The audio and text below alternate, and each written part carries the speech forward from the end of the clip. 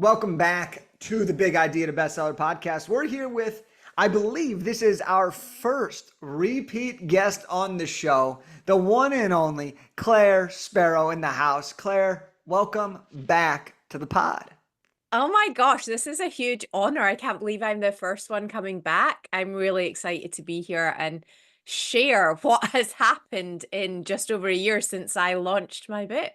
Yeah, and we're excited to have you. One of the reasons we wanted to bring you back on the show is because you've had such an exciting journey from the time you first heard of us to the time you released your book and the speed of which you did that to now your book's been out for a little over a year. And we're going to now dig into what a year can do for you. But for everyone that's listening, Claire is the best-selling author of the book, Hope for Your Pelvic Floor. And it is a fascinating book. I can't say all the things apply to me personally, but what I can say is that this book has changed a lot of lives. So Claire, for context, and if people want to listen to your launch episode, they can, but just for context, give us a quick one sentence about what the book is and who the book's really for. So, Hope for Your Pelvic Floor is what it says on the tin. It is for all the women out there seeking a non-surgical approach to restoring their pelvic health and ultimately reclaiming the life that they want to live. I love it. It's like you practiced that line, Claire. That's superb. So now what I want to know is just let's set the stage here too, because this episode is designed to get into really the depths of why we write books and how they actually impact our personal lives and our business lives. So when you were writing this book, what is, and it might still be, but what is your business today and how is it related to your book? Just as at a topical level. So I have an online membership for women. So I have women all over the world that are part of my membership. And what I was finding was that women weren't talking about this topic, not really even to other women. So working out a way that was really accessible to reach more women and to help to reach them and give them the information they needed, because word of mouth was not where it was at. And so I knew that a book was going to be the only way to do that. And it has, I mean, it's completely worked in that sense. Incredible. Incredible. So when you decided to write this book, one of the big goals that you had was to create a book that could then lead to your business. And that was kind of the idea. How do we write this book that could lead to back-end business results in some way, shape, or form? Is that accurate for why you decided to write it? Definitely. Yeah, definitely. So, because we needed a way of reaching women so that they knew the membership existed, so that they knew what was possible for them, and an inexpensive way of doing that for them is to grab a book. People are Google searching what to do for their pelvic floor, and this way they get the book. Then I created a companion course that went alongside the course, and that went alongside the book. And obviously, that was through your guidance that we needed something to reach out to them. And the companion course has been amazing because then I've been able to track people buy the book, they sign up for the companion, and then we're supporting them continually through regular email newsletters, regular connection with them, inviting them into Facebook communities, and then they trust me, they know that this is possible, and then they join the membership. And it's been a really successful route for people. Do you feel that people who read your book, and we'll get in numbers and some other things here in a sec, but do you believe that people who read your book are more likely to then join your membership versus people who Oh, have not yet I read your mean, book? literally, I mean, hands down. I was just checking email before this call, and the number of emails that start with, I've read your book and they now want to do the membership. And one of the side effects that I hadn't anticipated was, as a teacher trainer, because that's something else that I do as part of my business, that all of these Pilates teachers all over the world would also read the book and also reach out for mentoring. So Mm. it's, even although my primary goal was to grow my membership and reach more women, actually, I've grown my teacher engagement and the mentorship that I run for them, which wasn't even on my radar to grow. And it's grown massively from the Wow. book because they read it and they are mind blown and want more. In the same way as the women that read the book go, oh, okay, I didn't know that. This makes sense. What's next? I love that you said that because it can be so easy to get so linear in our thinking when it comes to Oh, books. But yeah. the reality of writing a book is, and you've heard me say this a million times, it's bigger than a book. And Mm-hmm. the things that happen when you write a book, some of them are the obvious things that you want, and it always produces. But the Mm-hmm. other things are the things that are unexpected that come into your life that are added benefits because you did the thing that so many people want to do, yet so few people actually do. And you took the chance, you did the work, you made it happen. And now people have no choice but to pay attention to your Mm-hmm. level of expertise because now you have the book that has established a credibility at an even higher level than the credibility you already possessed prior to the book. Absolutely. And it really has there's so many tangents of growth that I hadn't anticipated and hadn't set out to create. The membership has definitely improved and we've got growth there. But also speaking opportunities that I didn't go out for. A lot of people I know write their books because in my group with you, there was a lot of people who really wanted to get into speaking. That really wasn't at the top of my agenda. And it was more on my radar by the time the book came out, and I was already getting offers to speak. And I've had invitations to speak. So in the UK, we have what's called the National Health Service, and there's different kind of areas around the country. And I've been invited to speak into, so I'm actually going to the GPs, the doctors, the specialists, and talking to them, which I mean, I don't think I could have even voiced that as a dream or a goal because it seemed too freaking huge. And now I'm doing it. It's mad, absolutely mad.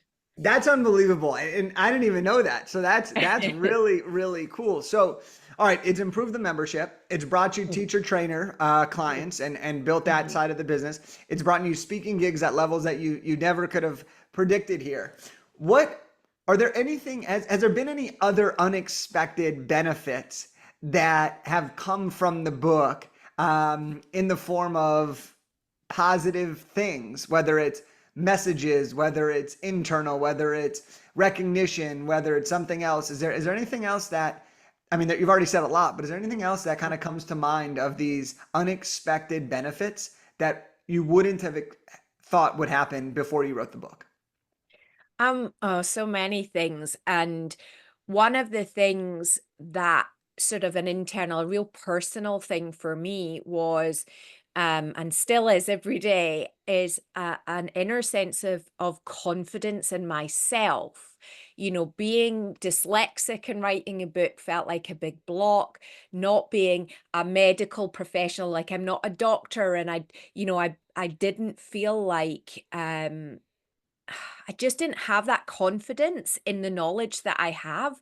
And actually, having done it and constantly on a daily basis, there is no day that goes by when I'm not getting positive feedback about the information that I've shared in my book.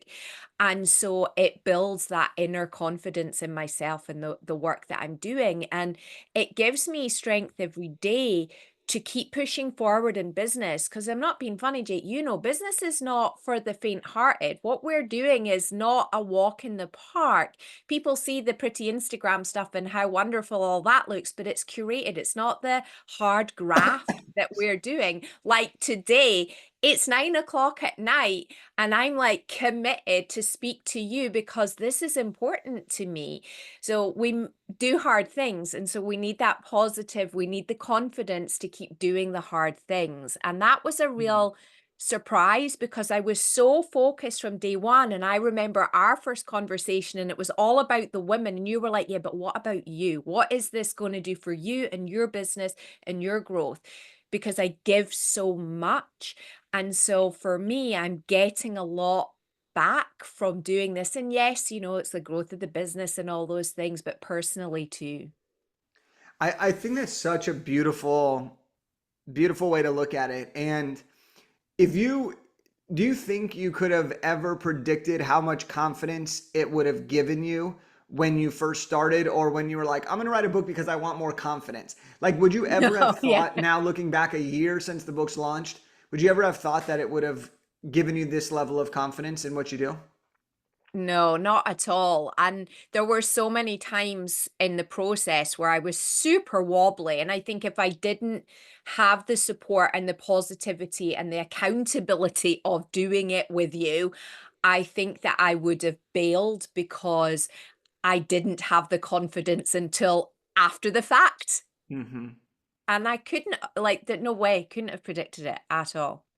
Now that you've had the book out for a year, do you think that if you were to ever write another book, because of what you've learned from the first time about how much more confidence you have and how much of an expert you really are, and you don't have to deal with that imposter syndrome at the same level, do you feel that it would be much easier for you to be able to write a second book should you ever want to do that? 100%, like without a doubt. And I feel now I see books all the time. In my mind, I'm like, oh, I could write about that. I can see it all the time. And I see the potential of books for lots of people that I work with too. It's amazing. Yeah, yeah, it's neat. And it's been interesting also in the business world. This is another thing I think now I'm just working it out that I hadn't anticipated. The women that I work with in business, other entrepreneurs, and it's a level set. It breaks down a lot of the barriers I think that might have been there in business if it wasn't for me showing them my book. This is what I've done, because immediately women lean in, business women, they lean in and they go, oh, really? Okay, I had this thing happen to me. Would that Mm. affect me? And it's affecting women in business all over the world, being held back, having a little bit of restriction because of pelvic floor dysfunction. So that's been a unique surprise for me, because it's made us on a level playing field. It's accessible. Yeah, that's been interesting.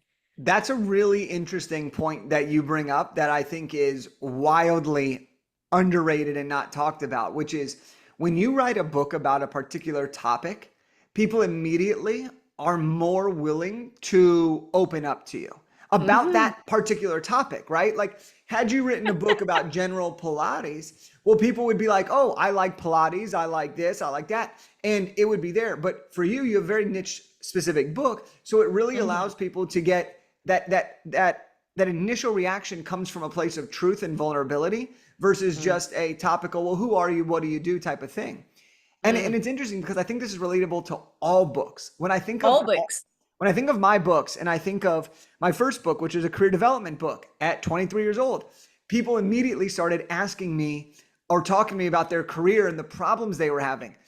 I would have never gotten that conversation if I didn't have the book. When I wrote my second book, Elevate Your Network, what did everyone start to feel comfortable? Jake, like, I don't know why I can't get in touch with this person. I need your Mm. help. Not, hey, Jake, what are you working on right now? Right? The narrative shifts. Third book, fourth book. Every time I write a book or I see someone write a book, there is that benefit. And I think I call it a benefit for sure because you get to break down the barriers, as you said, Claire. And I love that. And I think that that is such a great thing that you bring up that we don't often talk about. But we wouldn't talk about it unless you had a book because you wouldn't know that that's possible if you didn't already have it. Yeah, I had an amazing networking opportunity last week. And not only did we have the access point of the topic, that person was also an author. We could talk about, oh my goodness, you've got to be made of strong stuff to write a book. And that achievement and the sense of confidence of having done that thing, Yeah. that taken the idea out of your head and put it onto the paper. And it was another way of accessing a conversation with someone I probably wouldn't have been able to have a conversation with otherwise. It was pretty cool. Incredible. Incredible. So you've had the book out for a little over a year now. What have been your favorite ways to use the book? Is it selling it online? Is it giving your book away? Is it doing digital book versus paperback book? Like, what are your favorite ways of using your book? Because you own the ownership of your book. You have 100% ownership of your book. You have the IP, the content, and everything. So all the rights. So for you, how have you found the best ways to utilize your book for business and networking growth?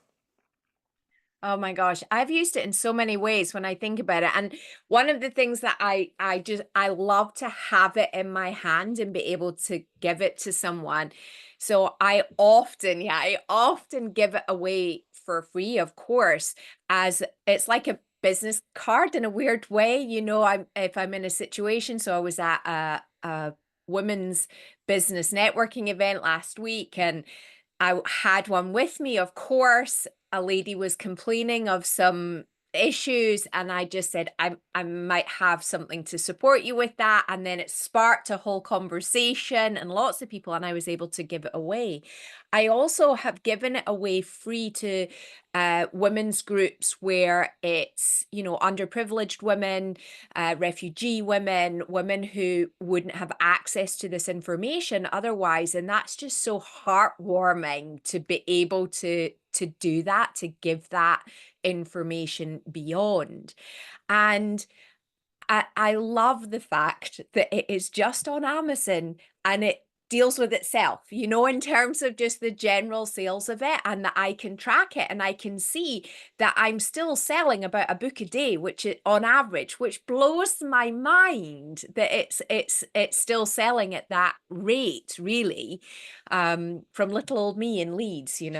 So those have been really, really amazing things for me. And I like to hear other people's stories of giving the book to people that they know, because I had this vision of women putting hope in the hands of other women, and Ooh. it means that they don't have to have a conversation, there's no awkwardness, they can just give it, just hand it over. And that's been really amazing to hear those stories.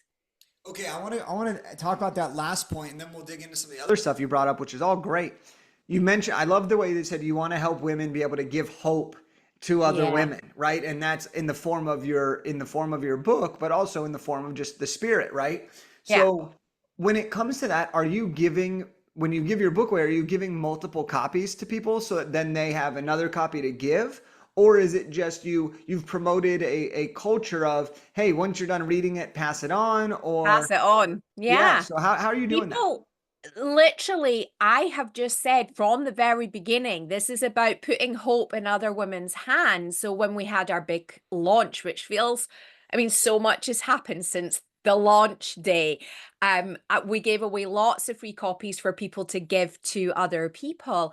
And then from there, that's just been the bias. The culture is about passing it on, and people just do it, whether I ask them to do it or suggest or not. And I often, one of the things that I started off the back of the book was something called the Pelvic Health Cafe. And it's just a free event to bring women together. We do in real life, and then we do online, a virtual version. And when people come together, whether we're online or whether we're in person, I'll give them books to take away and give to people, leave places, doctor surgeries, hand on, and in that specific environment. And it just, people are just with me, they're just Yeah. with me on this mission. I love that. Do you find, because there's always the people that are like, I work so hard on my book, I don't want to give it away, right? There's a lot of people that have that belief, and you're talking a lot about giving your book away. Would you say Oh, that yeah. giving your book away has created a ton of positives for you and produced a positive return in terms of back end offerings, community growth, etc.? Um, it's difficult to track exactly what book has led to what, whether it's a purchased one or a given away one. I know that it has created a bigger community and a bigger support system for what I'm doing. And so people are coming into the community of my business and all the different offerings. And there's no doubt that some of that is coming through the free books. And also, because it aligns more with my mission, that if a woman is in need, they shouldn't have to pay for something that they really, really need. And then other women that can afford and have got access, then their access pays for that person. If you see, you know what I mean? Totally. It's reciprocity, it's good karma, it's the right thing to do. And to kind of put that in full circle, because sometimes it is hard to track some of the data specifically, right? Especially when you're giving books away and then people are giving books away and everything's happening, but you know that your community is growing. Would you say that giving away books for you has not only produced a positive return, but it has produced a positive feeling inside of Yeah. you that has inspired you to think bigger, be bigger, and even have more hope for yourself and your business? Oh, without a shadow of a doubt. To have a gift that you can give is just phenomenal. Absolutely. I mean, I'm giving the gift into the world, however I'm giving it, that I wish that I had had. So there's no Yeah. better, that there's nothing better than that. That's great. People say a lot of the times, right, when they're networking, I don't know how to add value. I don't know what to do, right? Because you're afraid of networking, or you sometimes feel like you're coming from a status lower than the person you're trying to connect with, right? Like in our minds, that's what often happens. And so people are like, what do I have to give them if I'm just beginning, or I'm just starting, or they're so established and I'm just kind of at the beginning? Do you feel that having a book has given you something that no matter what room you're networking in, you always have something to add and some value to create? So much so, and it's so interesting because I haven't felt like you described since I've had the book. And I Ah, remember that feeling like of like, oh, I'm a lower status, like I haven't got something to contribute. And now I go into any group, any situation, and I think, well, I'm an expert in this, and that's enough. I am yep. enough as an expert in this piece. And that Awesome. is something that nobody else in the room will be an expert in as I am. Mm, so And good. and that's great. I love that you shared that because I literally have not felt like that since I've had my own book.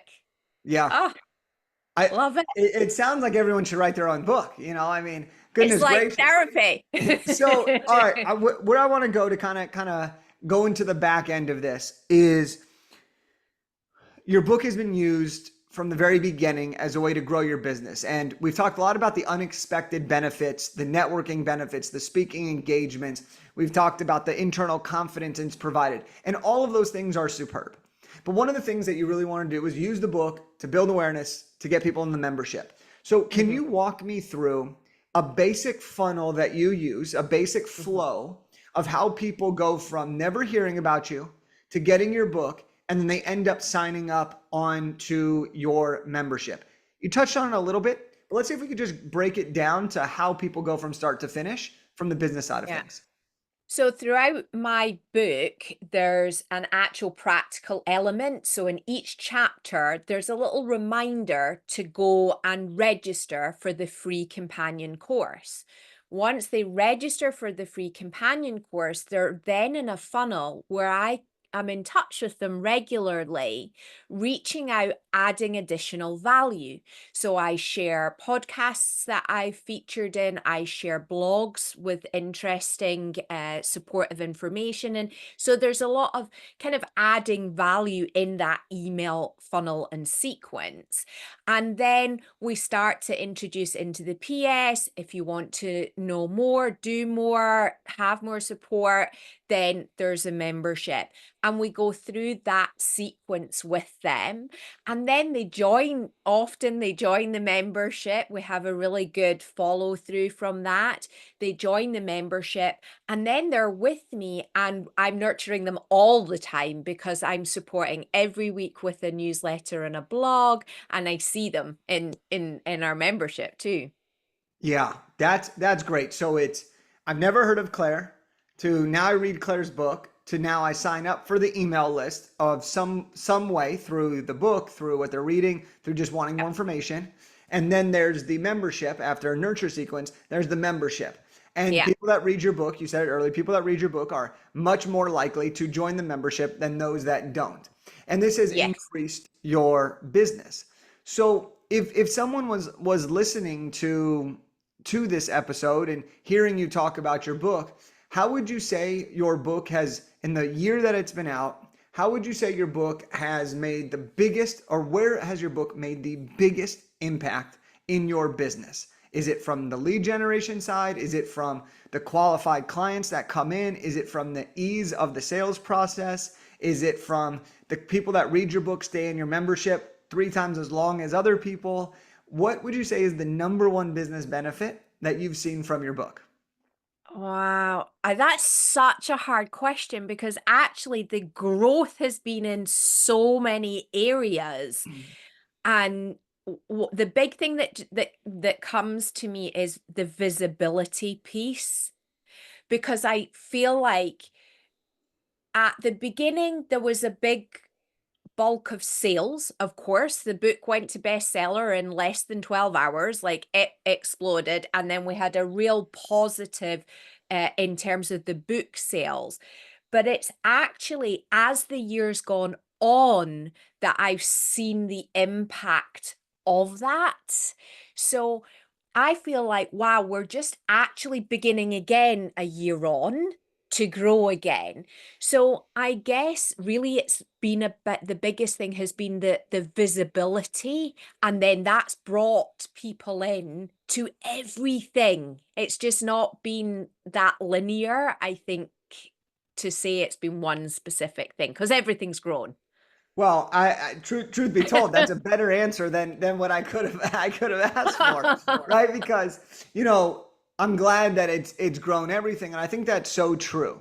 When I look at the hundreds of people we've helped, I look at my book in particular, especially my last one. This book has gotten me out to so many more people. And in turn, that's created more opportunities, which has created more clientele, which has created everything. So it's a flywheel effect, right? And it's or a Yes. snowball effect, whatever wheel you wanna call it or ball you wanna call it. At the end of the day, writing the book opens many doors, and it's not just one thing that a book does for you. It absolutely is. And I feel like there's doors open everywhere. And there's some doors where I'm going through them, and there's some doors where people are coming to me. It's multi-directional. And it's just continuing all the time. And one of the big things that I'm excited about next is the fact that I'm busy recording. Well, in fact, I just last week finished recording the audio book, because part of the being out there was people kept coming up to, DMing me, emailing me, letting me know in person how they could hear my voice reading, and they would love to hear me reading it to them, and do that with an audiobook. So it's, even although the book isn't going to change and it's the same thing, I'm just going to be relaunching it, but it's going to add another dimension. It's going to bring it to the forefront of people's minds again. And I feel like, wow, how exciting for a year, like little over a year, how much has happened in that time. If I release the audiobook, like how is it going to grow even further from Yeah. there? Yeah, yeah, yeah. So Okay, excited. this sparked one more question, and then I'll ask my final actual questions. Claire, you have talked a lot about this book. Now, I don't expect an actual like specific answer here. That would be wild if you actually knew this. But because you've written this book and you've had it out now for over a year and you're looking ahead, right? You've already done the work. You've written the book. It's out. Yeah. You don't have to do anything else. How much time do you think you've saved in terms of answering the same questions over and over again, having to go to certain places or take certain phone calls? Or how much time do you think you've gained back or by not having to go to a networking event and spend an extra hour trying to navigate because you have your book and that book's gotten you noticed? So how much time do you think you've saved or gained over this past year because you've had a book that has everything you need to have? So much time. I would say, I think I probably saved about 5 hours a week Wow. from having the book, because the number of people who, like, it is the same questions over and over again that people ask, of course, and it saved those. I This is going to sound a bit weird, but I feel like I haven't had to sell what I do since I've had the book. Mm, So those conversations, those emails, the telephone calls, the Zoom calls, those things to try and express it, I've not had to do that because the book has it all. It's got all of the women's stories. It busts the myths and the what is it, the barriers that people have, and all of it. It's all just done in the book. wow.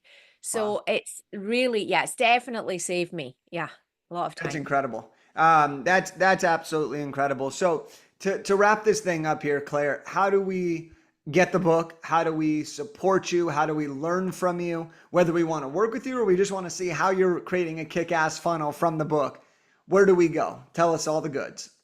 All the goods. Well, Hope for Your Pelvic Floor is available on all the Amazon stores, and the audio book will be coming out in early 2025, which I'm excited about. And then I'm mainly on Instagram as Claire Sparrow Pilates, and I've got all the things going on. You can comment to all that, and we'll keep in touch that way. Amazing. Amazing. We'll link all that up, Claire. Claire, this has been awesome. I had such a great time helping you when you were creating the book. I knew that it was going to do wonders for you. And Mm. to hear what's happened in just 1 year of this book, and you still get to use the same book for Yeah. years and years further ahead. But to hear that and to be able to do this interview, it's been freaking awesome. I'm so proud of what you've been able to turn this book into. I mean, a book a day, every single day, that's leading into paying people in your membership. I mean, that's literally the dream of why you would do something like this. So congratulations, and thank you so much for coming on and being here with me today. Oh, thank you so much for having me. And, I just followed to the letter everything you taught me to get to this point. So I appreciate you very much. Of course. And there you have it, folks. There you have it. Claire Sparrow. Check her out. Get her book, Hope for Your Pelvic Floor. And here's my challenge to you. My challenge to you is to ask yourself, what's the one thing that you know you could be doing, but you're holding off? We're entering a new year here, and it's time to not live with hope in the future of what you could do, but to create that hope and use that hope today to build what you can now. And so my question to you, my challenge to you would be, what's the thing you've been putting off, the thing you put off in 2024, the thing you're putting off till later? Because later may never come. So what is that thing that you've been pushing off? And if it's a book, we'd love to help you. If it's help with your pelvic floor, Claire would love to help you. And if it's something else, then find the person or do the thing and make the commitment, because you deserve to have a great year. That's what I got for you, folks. We'll see you on the next one.